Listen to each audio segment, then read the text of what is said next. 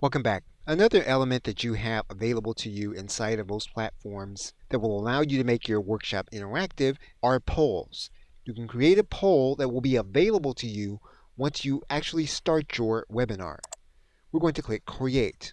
And what you have is the ability to create a customizable poll.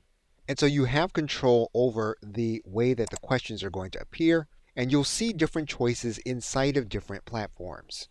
We can add in additional questions if that's what we need. Or if we don't need a question, we can delete it. Once we've completed the poll that we want people to see, we can then save it.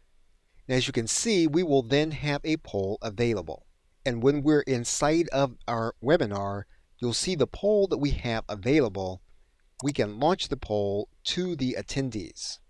And all we'll need to do here is to hover over that button and then click Launch. Now again, this process will work similarly in other platforms, but you can customize your poll and you can launch it inside of your webinar when the time is appropriate.